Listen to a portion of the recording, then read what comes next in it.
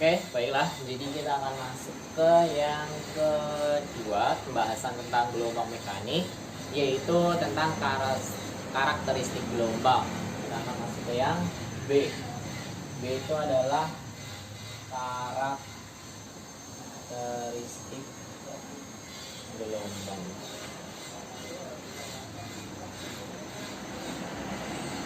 Jadi gelombang itu yang paling seru adalah bagian cahaya, karena emang hampir keseluruhan dari karakteristik gelombang itu ada di gelombang cahaya. Karena emang pada dasarnya cahaya itu menjadi dua ya, yaitu partikel dan sebagai gelombang atau dualisme gelombang, dualisme partikel. Nah, di karakteristik gelombang itu sendiri nanti kan otomatis dia akan memenuhi banyak banget karakteristiknya sebenarnya kalau cahaya dibandingkan dengan bunyi, dibandingkan dengan jenis-jenis gelombang yang lainnya. Karena emang cahaya yang paling kompleks, yang paling ribet. Tapi pembahasan di masa pandemi ini hanya pada sampai gelombang bunyi aja. Nah, untuk karakteristik gelombang ini ada sekitar 4 dulu ya, yang mungkin yang basicnya itu ada 4 pembahasan tentang karakteristik gelombang. Yang pertama itu adalah refleksi atau pemantulan.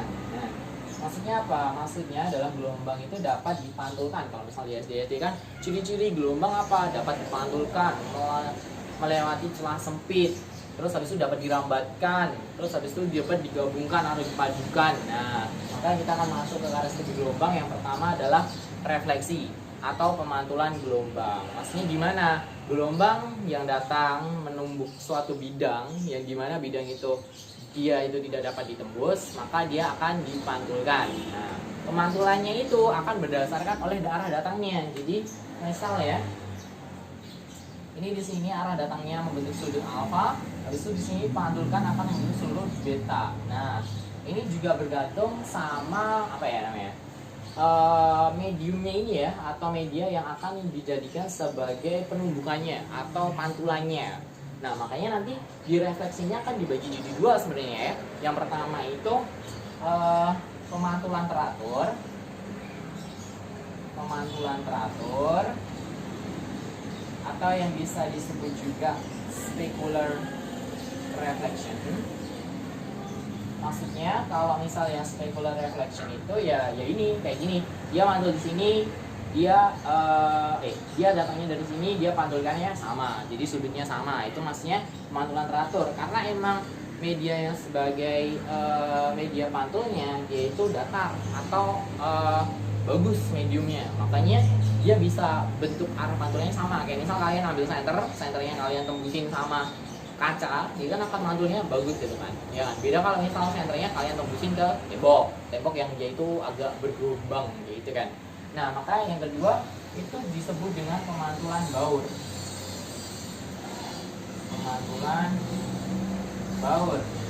atau diffuse reflection.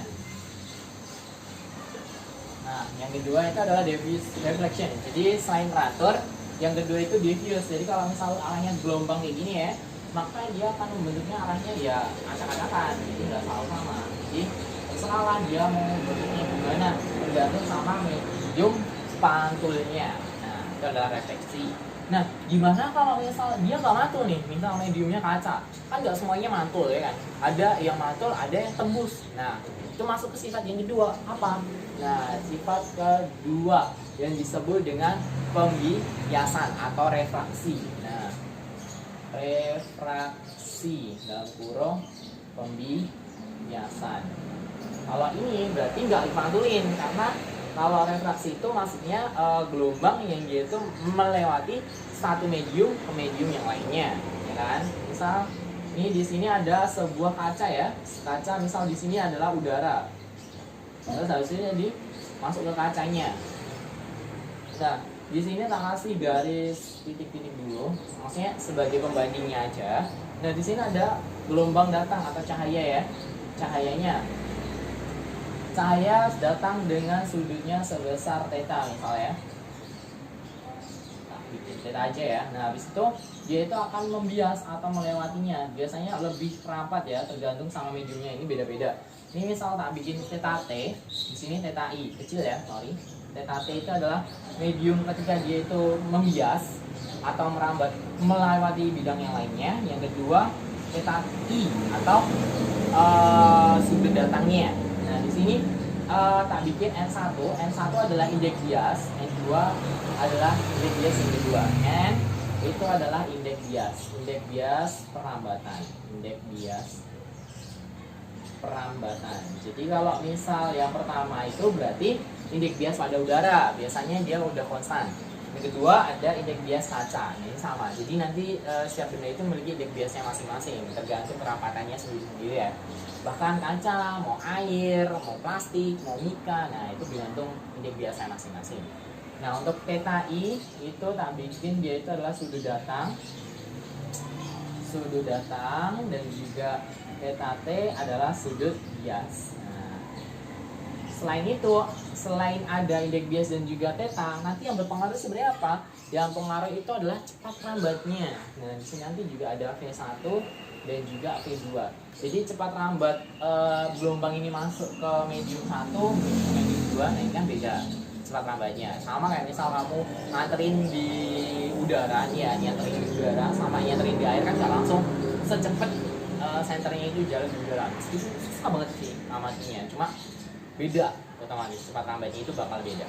Nah di sini ada yang disebut dengan persamaannya. Persamaannya ini bisa ditulis sin theta T bagi dengan sin theta I sama dengan V2 per V1 sama dengan N1 per N2. Ini adalah perbandingannya kalau misal disuruh nanya ya. Nah ini adalah persamaan hukum dari si Snellius ya.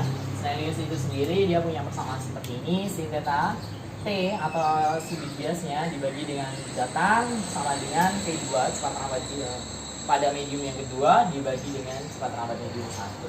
Nah jadi ini cuma sifatnya aja, cuma ini ada contoh soalnya satu dikit. Biasanya ini maksudnya di cahaya ya, lagi-lagi di cahaya.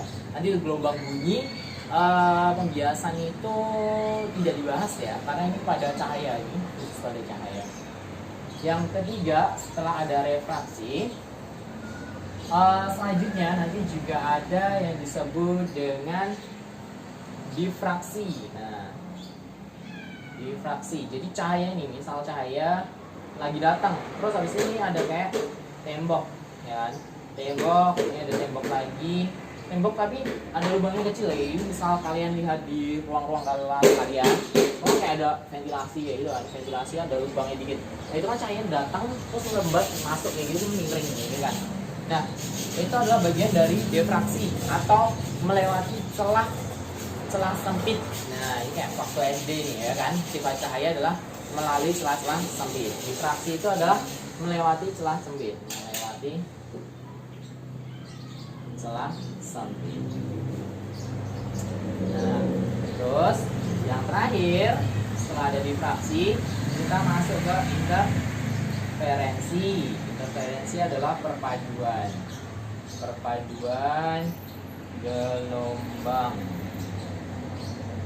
Nah, jadi yang keempat itu adalah perpaduan gelombang atau interferensi yang tadi udah aku jelasin di bagian gelombang stasioner. Jadi ketika kalian jatuhkan batu di atas air, nah itu kan bakal muncul gelombang, tapi gelombangnya kan balik. Nah ada dua kan, nah itu namanya perpaduan gelombang. Nah maka yang terakhir adalah interferensi atau perpaduan di antara gelombang 1 dan juga gelombang 2. Nah itu adalah 4 contoh karakteristik gelombang. Yang pertama tadi ada refleksi, yang kedua ada refraksi, ketiga difraksi, sama yang terakhir ada interferensi. Nah itu adalah 4 karakteristik dari gelombang, dan itu adalah pendahuluan untuk materi gelombang mekanik sebelum kita masuk ke gelombang berjalan dan juga gelombang stasioner. Nah mungkin sampai di sini. Kalau misalnya ada pertanyaan bisa langsung tanyakan aja lewat komentar, atau mungkin ada yang mau koreksi, atau mungkin ada yang sedikit berbeda dengan pemahaman kalian, bisa sambil didiskusikan gitu ya. Itu adalah pembahasan sejenak untuk gelombang mekanik sebagai pendahuluan materi gelombang ini ya. Nah kalau misalnya ada pertanyaan bisa langsung tanyakan. Jadi saya cukupkan untuk video ini. Assalamualaikum warahmatullahi wabarakatuh.